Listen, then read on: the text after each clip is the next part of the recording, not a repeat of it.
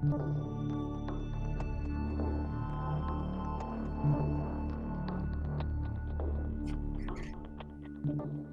everyone. Welcome to the Wall Street Blockchain Alliance's Crypto Roundup for Friday, December 5th, 2025. We're back after a little bit of a Thanksgiving break here with my dear friends David Brill and Joshua Ashley Klayman.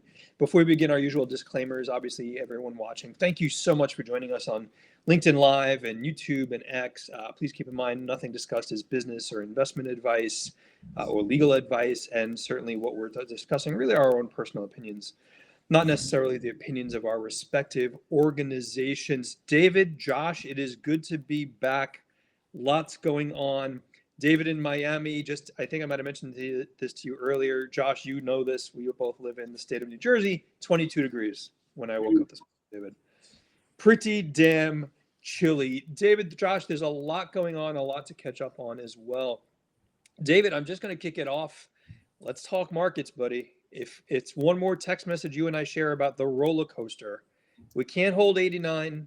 We could barely hold 88. What's going on? I don't know. Maybe it's getting too cold for a Santa rally based on the temperature in New Jersey. It's such a weird market. On the one hand, again, like we have such positive news. I'm sure Josh is going to talk about some of the progress that's being made down in Washington, and I can talk about that too. It just feels like the market wants to go lower. Yeah. And, I really thought that maybe Vanguard allowing their customers to buy the crypto ETFs would like be the bottom.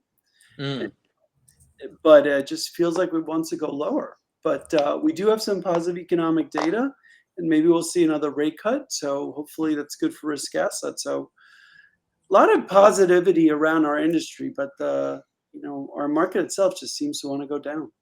David, to that point, if I could, and Josh would love your opinion on this, because, obviously, David, you and I and Josh look at not just the crypto markets, although that's kind of the full time for us.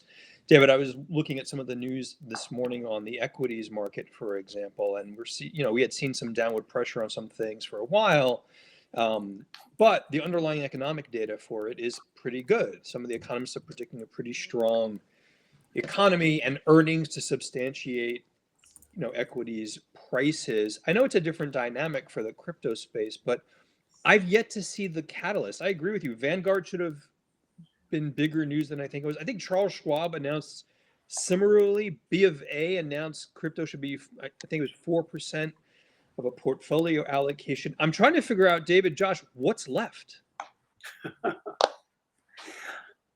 What's left, Josh? What haven't we hit yet? The Joshua Klayman family office is clearly the missing piece of the puzzle, David.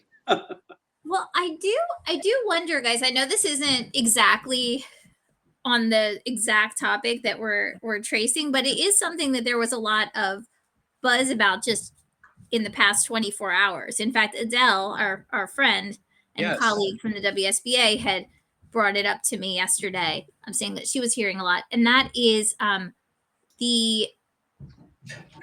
can I best describe it? The letter from a certain powerful fund, essentially asking that DeFi trading protocols be treated as exchanges in the context of tokenized U.S. equities and DeFi trading protocols.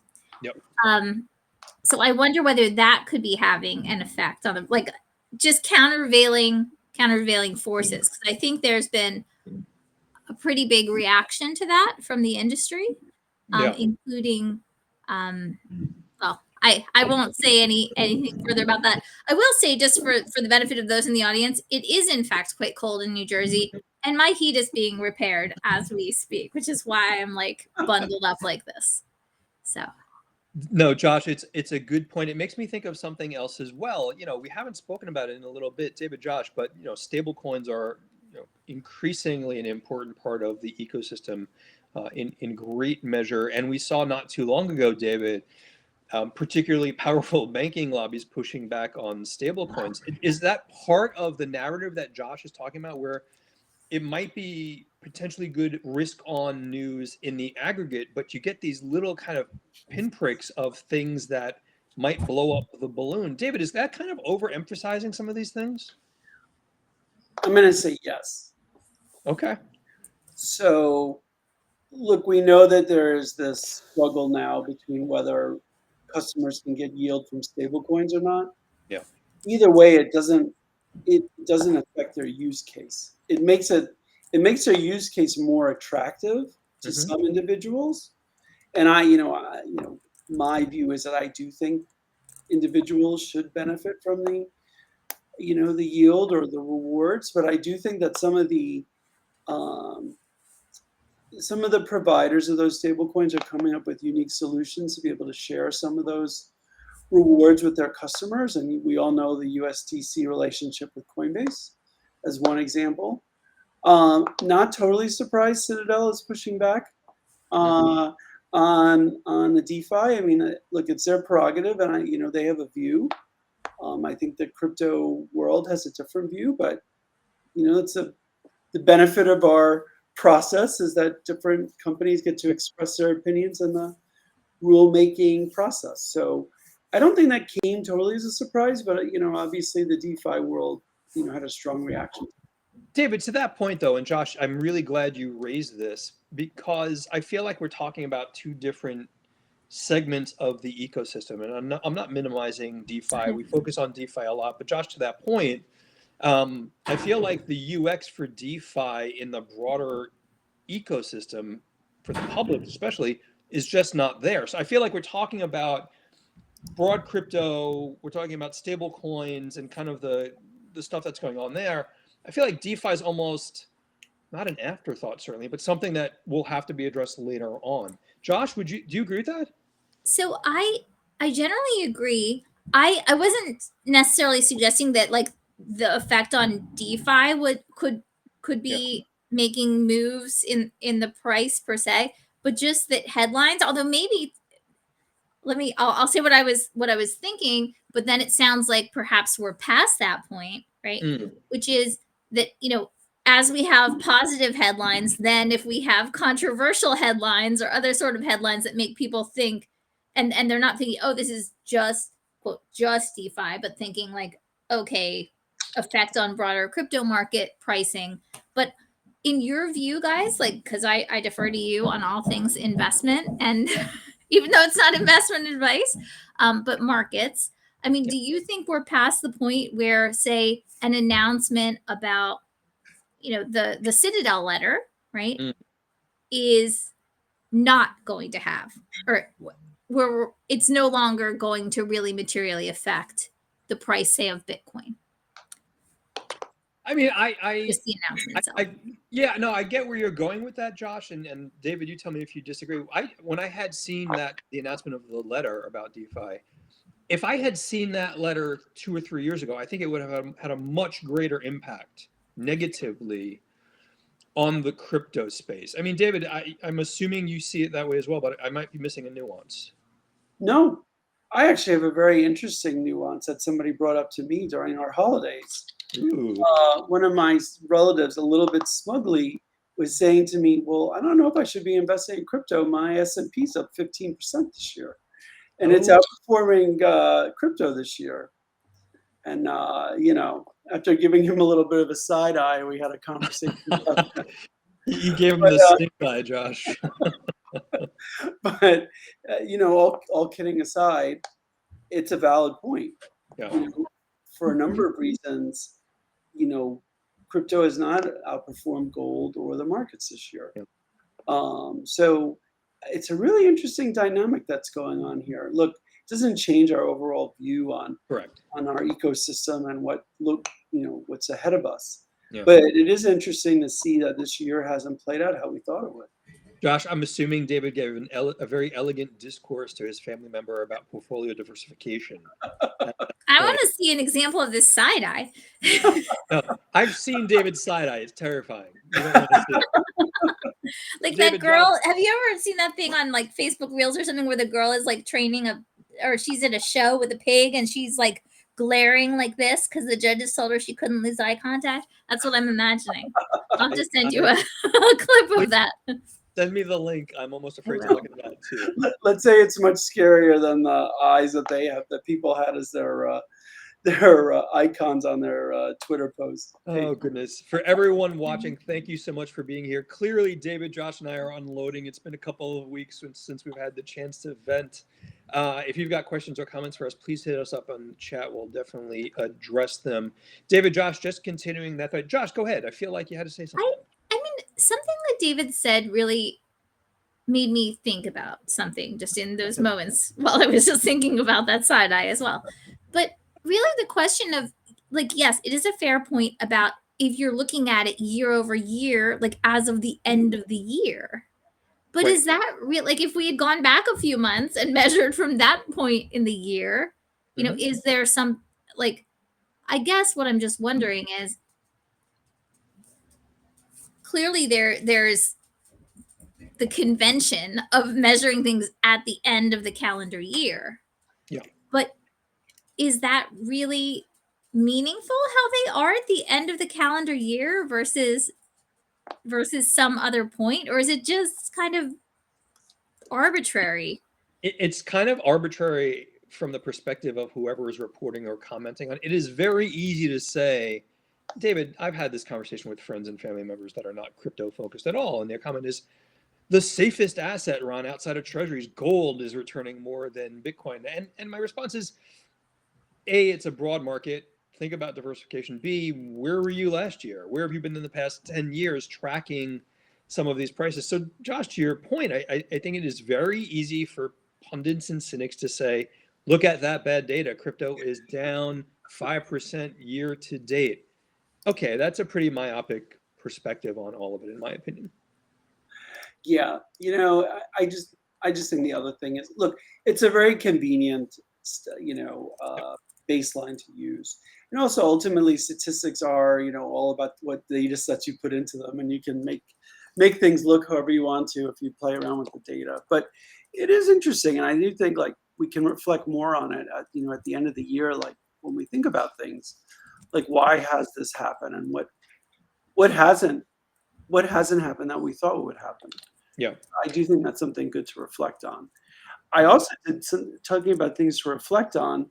Hearing the IMF come out and talk about stable coins wasn't on my bingo card for this month. So I was curious if either of you saw anything about that. I saw it. I have not read through it in detail, so I don't have a synopsis, but that'll probably be weekend reading. Yeah, no, I think so too. And I really want to dive into it because I'm curious to see what their view is about US dollar denominated stablecoins being the major ones being used versus European currencies and how they feel about that. Yeah, that's an interesting point, David, because I did see the news today, and Josh, I'm assuming you saw this as well. A MiCA-compliant consortium of banks in Europe is getting together to launch a EU-based stablecoin regime. And literally in response to, and I'm paraphrasing here, the dominance of stablecoin proliferation in the United States. So we're beginning to see the stage, David, get set for global banking organizations to really set up stablecoins as a method of payment, but B, as a method of differentiation. We can have really involved political economic conversations about dollar dominance, but I think that's a conversation that involves stablecoins in the long term. Yeah, no, I agree. I mean, I think that's another topic ripe for further discussion too. Yeah.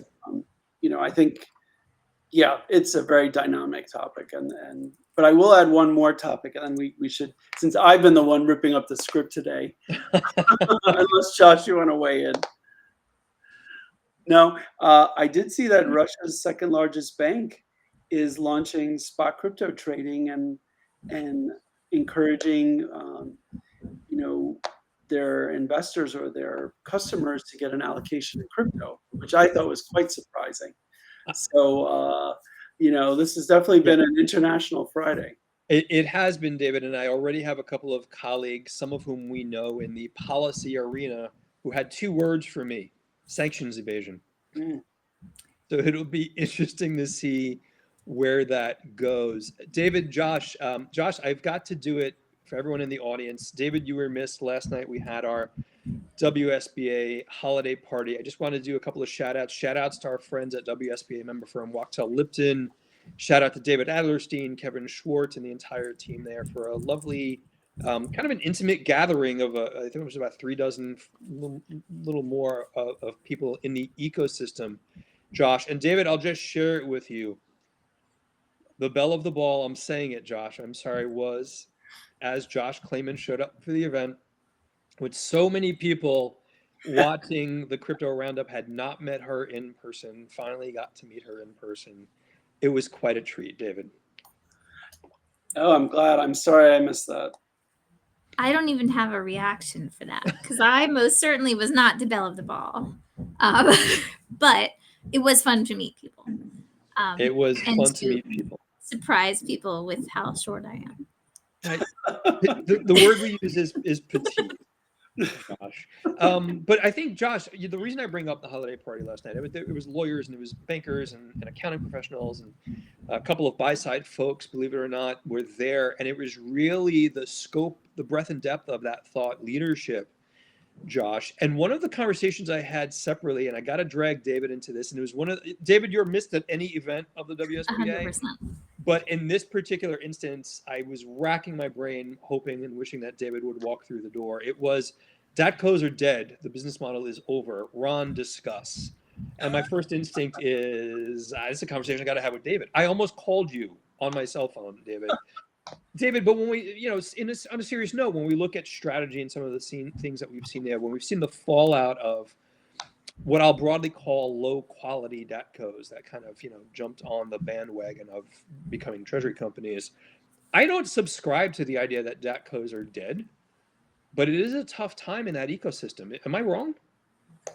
No, you're not wrong. I don't think they're dead either. And I still stick with my view that the DATCOs that are doing staking and running nodes and I think the more actively managed DATCOs are more likely to be successful than the ones that are just raising money and then immediately putting it to use and just, a one-trick pony kind of thing.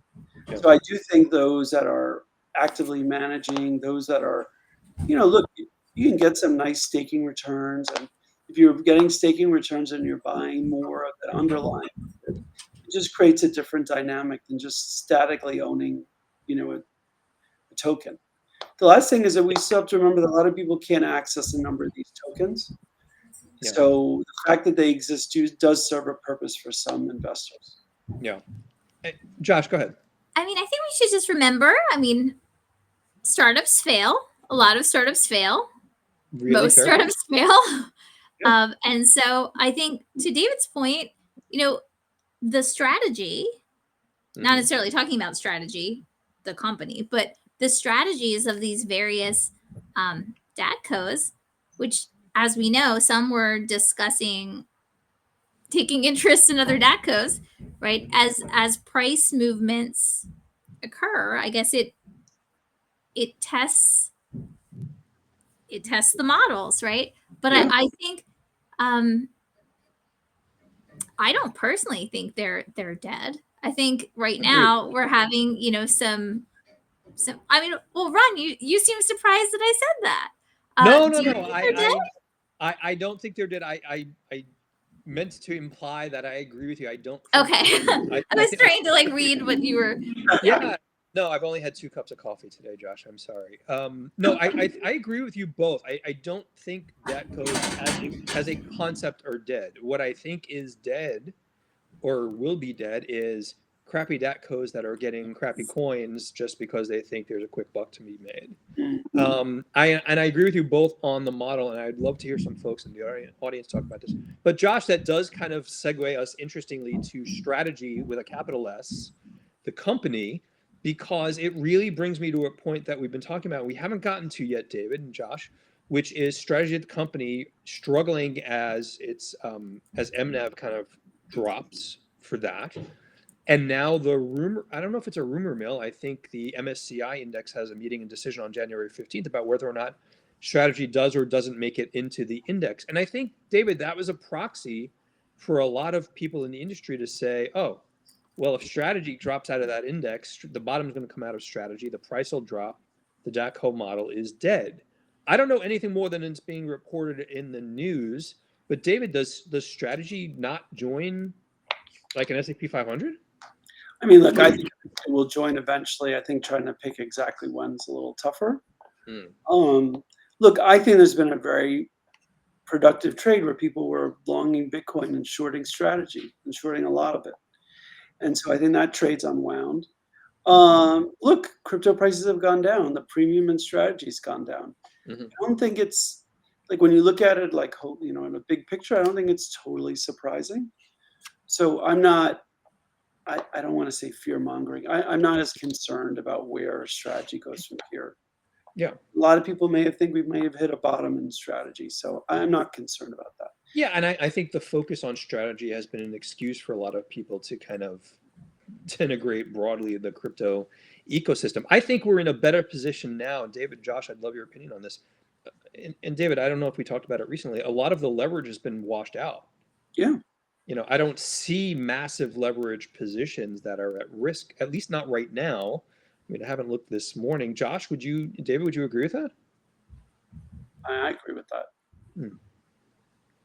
Yeah. Josh is, you know, checking her derivatives up. Well, How did you know? How did you know, David? 5x on BTC this morning. I guess so. I guess that makes sense. Like for the record, everyone in the audience knows that when one of the three of us is looking away, we're looking at essentially like either our portfolio or a terminal, Or the dog, or the dog.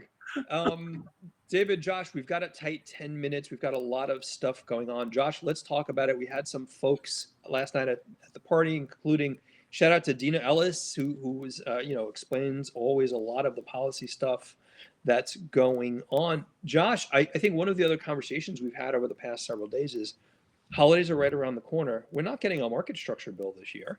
And I think I see things from the SEC and CFTC that are trying to accommodate the fact that we're not going to get market structure. Can you talk about that? Can you talk about the CFTC announcements? And what were your thoughts about some of that?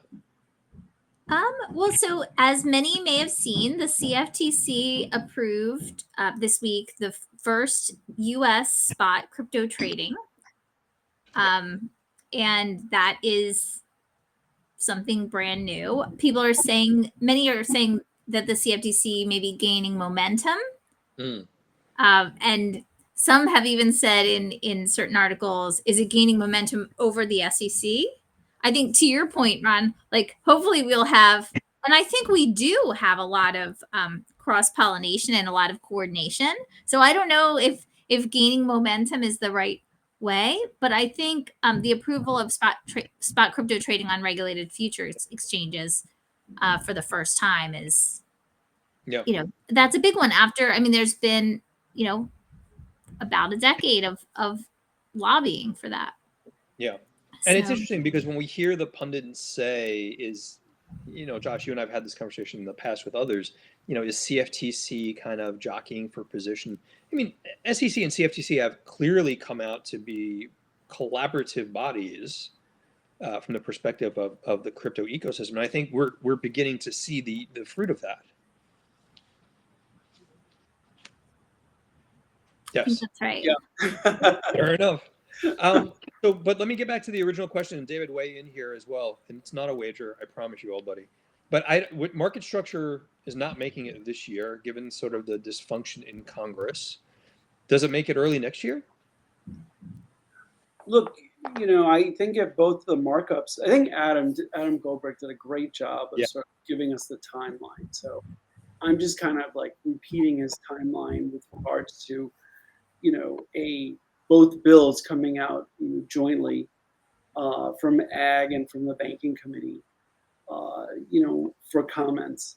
And I think that if it can be dealt with in January, I still think there's a possibility. I'm definitely not writing it off. I know people are working really hard on it.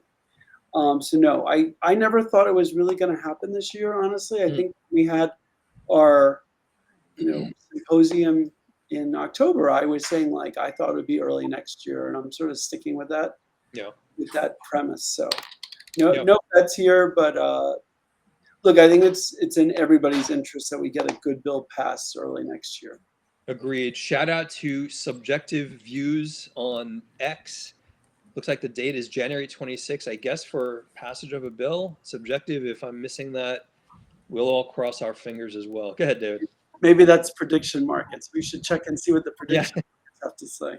Yes, as we both open Kalshi accounts later on today, David. David, Josh, we've only got a few minutes left. I think a couple of the other things I wanted to cover and certainly wanted to get your perspectives. David, we do spend a lot of time, you and I and Josh, looking at economic data. Josh, we joked about that last night, that people were surprised how much economic data you look at and comment on, which is amazing.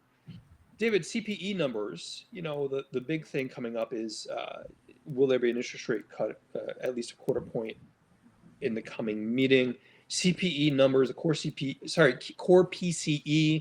was 2.8%. I think it moderated a little bit. So it looks like inflation is cooling. It looks like job revisions, David, were towards the downside. So there's almost this growing consensus there's got to be an interest rate cut. But does that automatically mean risk on again for the market? That's a great question, Ron. That's great. I mean, I do think that we're going to see the cut. Yeah. I will say this. The inflation, it's really hard to know where inflation is, like from our perspectives. Sometimes I'm like, wow, things start to feel expensive. Then I see all the airlines are discounting fares like the first week in December to buy until like January and February. And you saw a lot of the Black Friday sales, but they were sort of like November sales. They weren't really Black Friday. They were like 2 weeks before Black Friday. And even, I bought a gift for my daughter, and even the place I bought it for, this company Allo, I'm still getting emails that their sale is still like, oh, we're still pushing it on for one more day. So it's really hard to tell because, again, I know it's for October, not November, but it feels like there are a lot of discounts being offered. So maybe inflation's a little lower via the companies are discounting more so than prices are lower. Yeah. I don't know what you two think, but that's just something that came to mind. Yeah, I agree with you, Josh. Go ahead. I mean, when you do the high-end luxury buying, how have those prices been impacted? So I would say I don't do much of the high-end buying, but of my regular end buying, I have seen a lot of sales. By the way, but Ron, let me let you go because I want to make sure I mention two things before, like in our when we're at the end. Or not at the end, but close to the end. So if you have a thought about what David was saying, please say. I do. And real quickly, David, I'm seeing many of the same things that you are. I'm growing increasingly, and concerned's probably too strong a word, but concerned about the K-shaped recovery data specs, David, because I really think in the long term that needs to be resolved where the top, call it 10%, are continuing to spend. The bottom 10% are so much more price sensitive that I think that's part of the impetus for some of the sales that we're seeing. But David, real quickly, back to the idea about whether or not we'll get an interest rate cut. For a long time, the three of us have said it's not the data, David, it's the revisions. In the world we live in now, it's not the interest rate decision, it's the discussion about it. Is it dovish or is it hawkish? And we saw this with the last interest rate cut where I think it was split, where some of the FOMC decided that to say we shouldn't have a cut, we don't need it. And I think that commentary moves markets more than the actual interest rate cut itself. I'll shut up now, Josh. No, I mean, look, I agree with you. I really am curious to see what the reaction is. And I think one thing we can all look for is if we get the basis to 25 basis cut, point basis cut, like how does the market react? Does it sell off because it's already priced in the news? Yeah. And that might be something interesting to see. And I also think it'll be interesting to see as people look into the data more, like where do they think inflation was falling? I think a big pain point for the administration is the view that day-to-day inflation, I'll call it, like day-to-day expenses for people are continuing to rise. I think that's something that they're going to try and address. And, I'm not sure exactly how they're going to go about it, but that's something I'm really mindful for. And I'll tie it to something that's been talked about a lot is that if we do see some kind of rebate check from the tariffs to come to certain people in the US making under a certain amount, like while it's very helpful for them, I think that probably makes inflation worse because we printed money and things are now going to cost more. So it's just something I think to be mindful of. There's a lot of pieces to this puzzle, but it's my hope that inflation is lowering because I think that's good for everybody. Yep, agreed, buddy.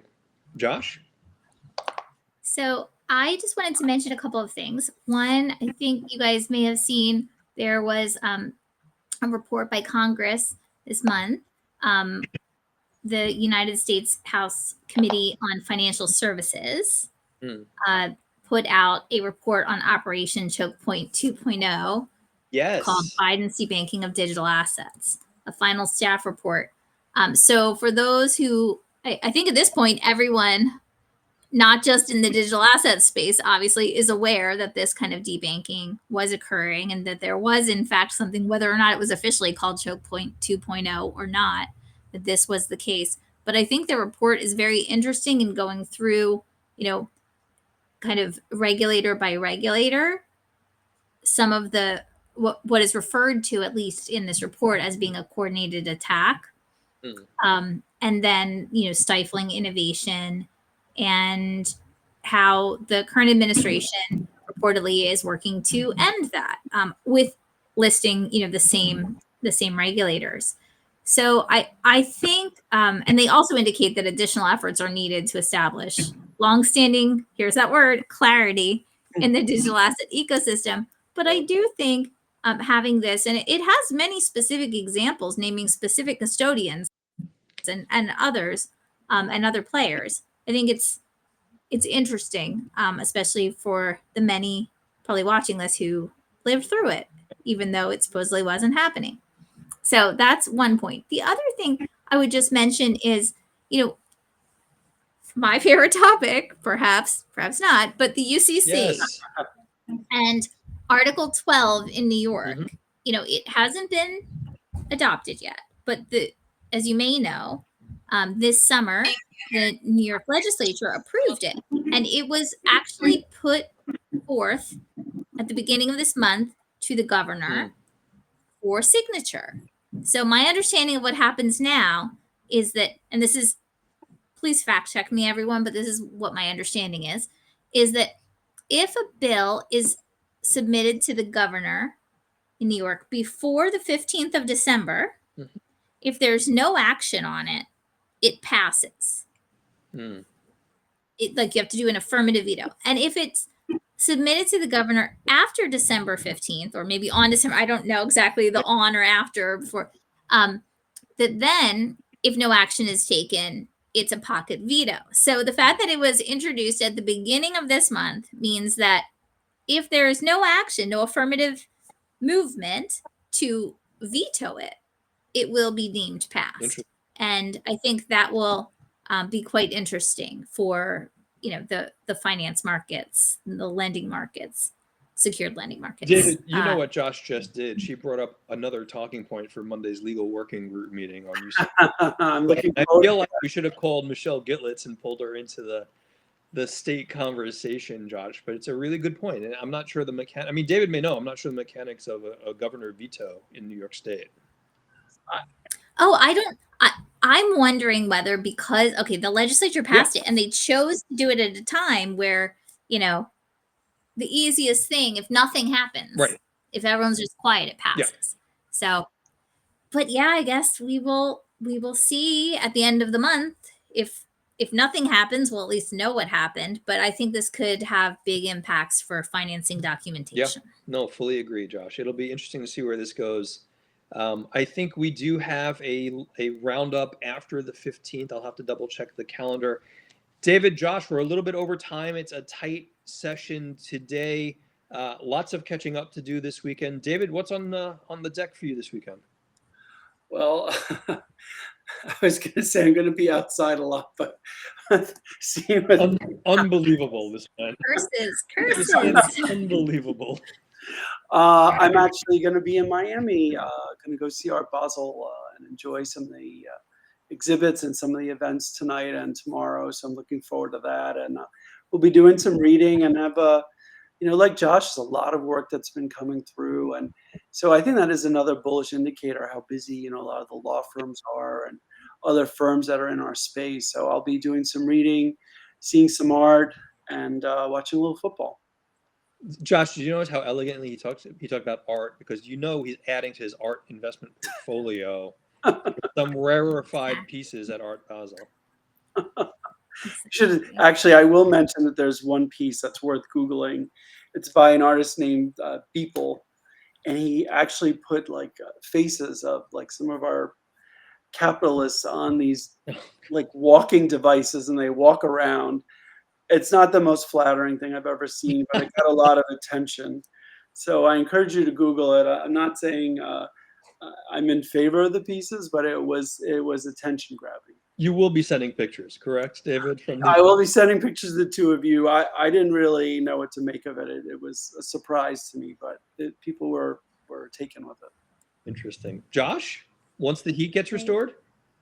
So that was going to be my number one. Hopefully in the next hour or two, the heat will be back on. And other than that, I mean, I'm going to spend some time with my kids, obviously, but I've got a lot of work to do.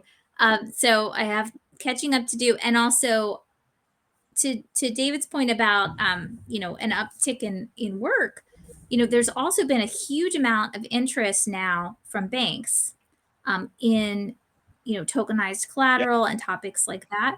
So I'm actually giving a couple of different presentations on Monday, like different, like not like more than one presentation on Monday. So I think, yeah, that's a place to watch. David, Josh, I am a couple of things. So for everyone watching, again, thank you so much for joining us on Monday afternoon, 1 p.m. Eastern, I believe it is. You can find it on the WSBA LinkedIn page. We have a webinar on all things crypto and IRS. We've got some real thought leaders, Jesselyn Dean, Nick Farrer, Raj Sololit, Daniel from AICPA, I forgot his last name, forgive me, talking about 1099 DA, talking about broker reporting regs. If you're not an accountant, make your accountant watch it. It's important as well. We've only got a few meetings left before the end of the year. And in addition to tracking all of the stuff the three of us text about all hours of day and night, I've got a paper to read on, wait for it, post-quantum cryptography that I'm supposed to read. Dear God, help me. But David, Josh, let's leave it there. For everyone else, again, thank you so much. If you have additional questions for Josh or David or I, email us info@wsba.co. Josh, get warm. David, hit the beach. And we will be back next week, everyone. Thank you so much. Take care. Take care. Take care.